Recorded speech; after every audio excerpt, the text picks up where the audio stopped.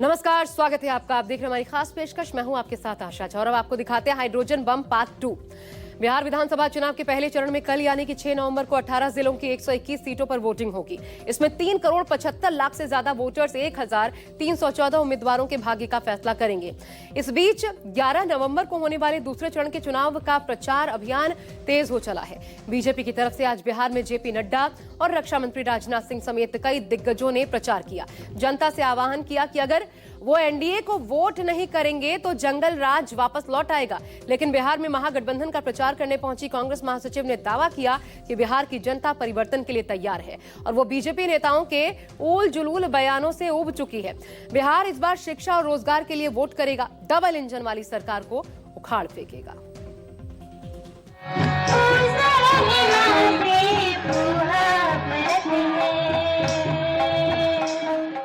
चनपटिया में paper leak से परेशान छात्र को मंच पर बुलाया और बगहा में महिलाओं के साथ थारू नृत्य पर ठुमका लगाया। बिहार में पंजे का परचम लहराने उतरी प्रियंका गांधी ने समा बांध दिया।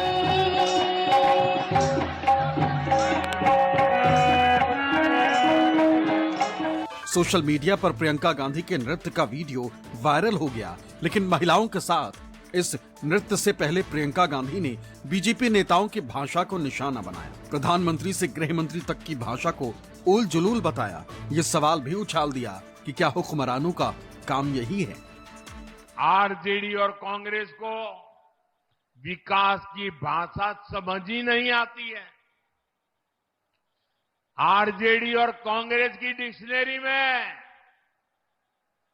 क्या शब्द है, क्या भावनाएं भरी पड़ी है, क्या आदतें जुड़ी हुई है। आरजेडी और कांग्रेस इनकी डिक्शनरी में कट्टा, क्रूरता, कटुता, कुसंस्कार, कुशासन और करप्शन। प्रधानमंत्री जी आते हैं, गृह मंत्री जी आते हैं और पता नहीं कैसी कैसी बातें करते हैं। मैं कल देख रही थी प्रधानमंत्री जी भाषण दे रहे हैं और उनकी चिंता क्या है। अरे देश के प्रधानमंत्री हैं, उनकी चिंता ये होनी चाहिए कि आपके पेट में भोजन कैसे जाएगा, कि आपको रोजगार कहां से देंगे, कि आपके बच्चे शिक्षित कैसे होंगे, कि अपराध कैसे घटाया जाएगा, कि भ्रष्टाचार कैसे कम करेंगे। और प्रधानमंत्री मोदी जी क्या कह रहे हैं मंच पे खड़े होकर कि कांग्रेस पार्टी के पोस्टरों को देखिए, उसमें तेजस्वी जी का चित्र नहीं है। ये चिंता है आपकी ये चिंता है कि दूसरी पार्टी के पोस्टर में कौन है कौन नहीं है। 2 दिन के भीतर दूसरी बार बिहार पहुंची प्रियंका गांधी ने महिलाओं के खाते में चुनाव से ठीक पहले 10,000 रुपए डाले जाने पर सवाल उठाया तो लगे हाथ महिलाओं से यह आह्वान भी कर दिया कि पैसे ले लो, लेकिन ऐसे लोगों को वोट मत दो जो महिलाओं के वोट खरीदना चाहते हैं। उन्हें यह समझा दो कि वोट नहीं बेच सकते, आत्मसम्मान नहीं बेच सकते। अभी अभी मोदी जी ने, नीतीश कुमार जी ने 1,41,00,000 जीविका दीदियों के बैंक अकाउंट में 10,000 रुपया डालने का काम हमारे मोदी जी ने किया है। ये लालू की पार्टी कहती है, चुनाव आयोग को पत्र दिया है, जीविका दीदियों से 10,000 रुपया वापिस ले लो। 10,000 रुपए आए चुनाव से पहले। भाजपा की सरकार ने, मोदी जी ने बड़ा बड़ा ऐलान किया, लो 10,000 दे रहा हूं।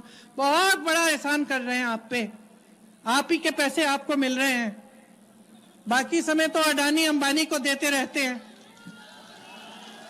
ठीक है, अच्छी बात है 10,000 मिल रहे हैं, ले लो। और एक बार मिलेंगे अभी चुनाव से पहले, ले लो। उससे कुछ अच्छा उसको बचा लो, बच्चों के लिए कुछ अच्छा कर लो, घर की मरम्मत कर लो, किसी का इलाज कराना है करा लो। लेकिन ये बात समझ लो, चुनाव के बाद नहीं मिलेंगे। ये सब सिर्फ चुनाव के लिए है। चनपटिया में प्रियंका गांधी ने किसानों की आय दोगुनी करने के वादे के साथ सत्ता में आई बीजेपी को कटघरे में खड़ा किया। इल्जाम ये कि ना तो किसानों का कर्ज माफ हुआ, ना ही उन्हें अपने फसलों की एमएसपी मिली।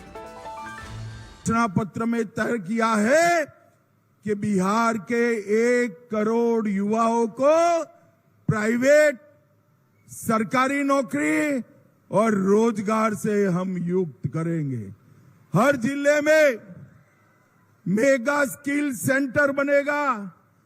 किसानों को 6,000 रुपया मोदी जी दे रहे हैं, बिहार सरकार उसमें 3,000 जोड़कर अब से 6,000 की जगह 9,000 रुपया देने का काम करेगी। एक ऐसा साम्राज्य है जिसमें अगर आप आवाज उठाते हैं आपको दबाया जाता है।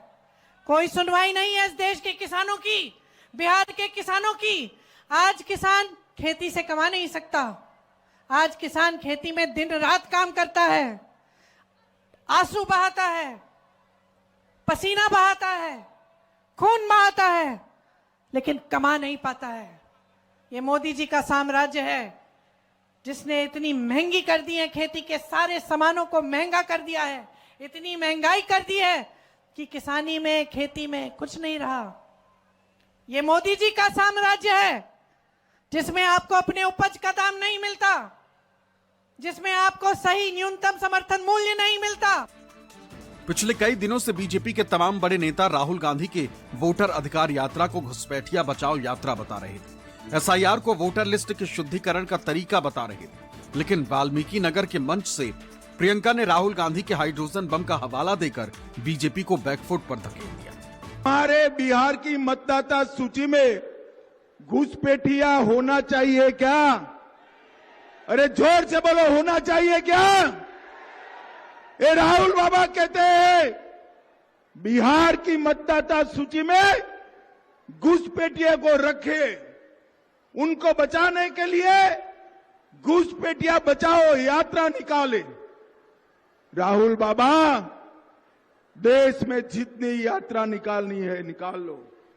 हम भाजपा वालों का संकल्प है देश और बिहार से चुन चुन कर घुसपैठियों को निकालने का काम हम करेंगे। आज उन्होंने दिखाया कि जो हरियाणा में चुनाव था किस तरह से उसकी चोरी हुई है, किस तरह से उन्होंने एकदम व्यवस्थित ढंग से वोटों की चोरी की, वोटों को काटा, वोटों को जोड़ा ताकि फिर से उनकी सरकार बने।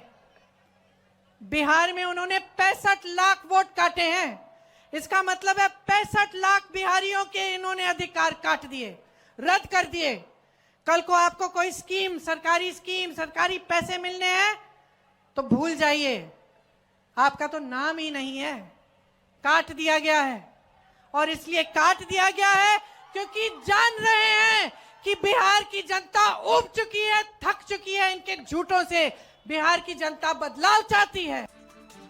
गृह मंत्री अमित शाह की तरह पीएम मोदी ने भी राहुल गांधी के वोटर अधिकार यात्रा को घुसपैठिया बचाओ यात्रा बताया। लेकिन प्रियंका गांधी ने दावा किया कि हरियाणा में राहुल ने वोट चोरी का जो हिसाब दिया है उसने दूध का दूध और पानी का पानी कर दिया है। वोट चोरी के खेल को सबूतों के साथ सरेआम कर दिया है। कांग्रेस हो या आरजेडी, इनको सिर्फ घुसपैठियों से लगाव है। ये लोग घुसपैठियों को बचाने के लिए राजनीतिक यात्राएं करते हैं। ये लोग दुनिया भर में घूमने फिरने जाते हैं।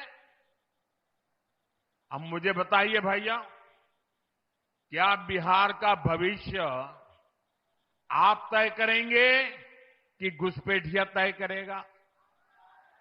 आप करेंगे कि नहीं करेंगे? क्या घुसपैठियों को करने देंगे? क्या घुसपैठिया आपकी जिंदगी को बनाएगा क्या?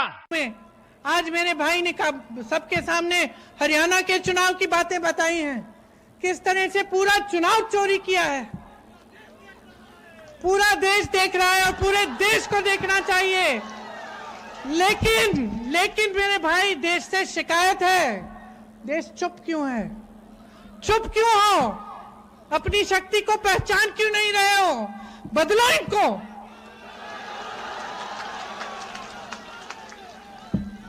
खदेड़ दो इनकी सरकार को, एक नई सरकार बनाओ। दरअसल राहुल गांधी ने वोटर चोरी पर कथित हाइड्रोजन बम का धमाका किया है। दावा ये कि हरियाणा में बीजेपी ने चुनाव की चोरी की। 3.5 लाख लोगों के नाम वोटर लिस्ट से काट दिए गए और ब्राजील की मॉडल ने हरियाणा विधानसभा चुनाव में 22 बार वोट डाले। फेक पिक्चर्स, उसमें ब्राजीलियन मॉडल की पिक्चर, यूपी के बीजेपी लीडर्स, यूपी के बीजेपी कार्यकर्ता आकर हरियाणा में वोट करते हैं, यूपी में वोट करते हैं। ब्लर्ड फोटोग्राफ्स, किसी को रुकवाना हो रुकवा दो, किसी से वोट लगवाना हो लगवा लो। हाउस नंबर 0 जो इलेक्शन कमिश्नर कह रहे हैं होमलेस लोगों का है, वो क्लियरली हमने आपको दिखाया कि झूठ बोल रहे हैं। And finally deleted voters. तो ये है इनकी व्यवस्था। और वो जो मुस्कुरा रहे थे पहले चीफ मिनिस्टर, इसके कारण मुस्कुरा रहे थे और इस सिस्टम से इन्होंने हरियाणा का चुनाव चोरी किया है। हरियाणा के सब युवाओं को यह मालूम होना चाहिए कि आपकी जो सरकार है वो इलिजिटिमेट सरकार है। आपके चीफ मिनिस्टर जो हैं वो चोरी के चीफ मिनिस्टर हैं। कांग्रेस पार्टी वो चुनाव जीती थी, बीजेपी वो चुनाव हारी थी। हमेशा की तरह चुनाव आयोग ने राहुल के आरोपों को निराधार बताया तो बीजेपी राहुल के दावे को फर्जी बताने मीडिया में नामुदार हो गई। लेकिन तेजस्वी ने दावा किया कि राहुल गांधी बिल्कुल सही कह रहे हैं। बीजेपी दलितों के वोट का अधिकार छीनने की कोशिश कर रही है। प्रतिपक्ष श्रीमान राहुल गांधी ने फिर से कुछ ऐसे बातें जो अपना विफलता को छुपाने के लिए प्रेस को एड्रेस किया। मैं सबसे पहले तो ये कहना चाहता हूं कि पिछले पार्लियामेंट सत्र में एक महिला का तस्वीर लेकर के, मिंता देवी नाम की एक महिला का तस्वीर को टी शर्ट में छपवा करके पार्लियामेंट के परिसर में घूमते रहा और उसको इतना उछला, शाम तक वो महिला ने इतना डांटा कांग्रेस पार्टी को कि उसको उम्र को 124 बता करके जितना बदनाम किया। तो ऐसा नकली फोटोग्राफ, नकली नाम, नकली इशू लेकर के राहुल गांधी और कांग्रेस पार्टी समय समय में बोलते रहते हैं। कोई दो राय नहीं है कि बीजेपी ये सब काम करती है। बीजेपी जो है लोकतांत्रिक जो प्रक्रिया है उससे जो दलित भाई है, पिछड़े भाई है, अति पिछड़े भाई हो या अल्पसंख्यक समाज हो, उनको जो है लोकतांत्रिक व्यवस्था से हटाना चाहती है।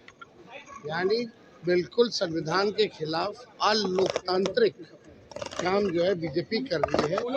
बीजेपी के लोग दलितों के दुश्मन हैं, इसलिए वो लोग चाहते हैं कि इनको प्रक्रिया से, लोकतांत्रिक प्रक्रिया से हटाएं। बिहार में कमल खिलाने उतरे बीजेपी के राष्ट्रीय अध्यक्ष जेपी नड्डा ने दावा किया कि नीतीश कुमार ने लालू के लालटेन राज से एलईडी युग में पहुंचा दिया, लिहाजा सुशासन राज को बरकरार रखना। लेकिन तेजस्वी ने दावा किया कि बीजेपी ने तो नीतीश कुमार को चेहरा भी नहीं बनाया है, बीजेपी ने नीतीश की पीठ में छुरा भोंका। तो याद करो 1990 से लेके 2005 के लालू राबड़ी का जंगल राज याद करो। मैं आपको इसलिए याद दिलाना चाहता हूं कि मोदी जी के आशीर्वाद से और नीतीश कुमार की मेहनत से यह बिहार लालटेन युग से निकल करके एलईडी युग में पहुंच चुका है। इसको हमको याद रखना चाहिए। ये लालटेन युग से एलईडी युग में पहुंच चुका है। कि कल चुनाव का पहला चरण है और अब तक नीतीश कुमार जी को भाजपा ने सीएम ऑफिशियली रूप से घोषित नहीं किया है। बीजेपी ने नीतीश कुमार जी के पीठ में छुरा घोंपने का काम किया है। आप समझिए अब तक नीतीश कुमार जी की घोषणा जो है नहीं की गई है, भाजपा ने नहीं किया है, पीठ में छुरा भोंका है। और आपको बता दें कि 10,000 का चुनाव में रिश्वत दे रहे हैं भाजपा के लोग। नीतीश कुमार जी इसके फेवर में नहीं थे। ये नीतीश जी के वोट बैंक को चुराना चाहती है भाजपा। जेपी नड्डा ने तमाम बीजेपी नेताओं की तरह बिहार की जनता को जंगल राज का डर दिखाया, लेकिन बांका में लालटेन की लौ जलाने पहुंचे समाजवादी पार्टी के मुखिया अखिलेश यादव ने दावा किया कि बिहार ने कर ली तैयारी है।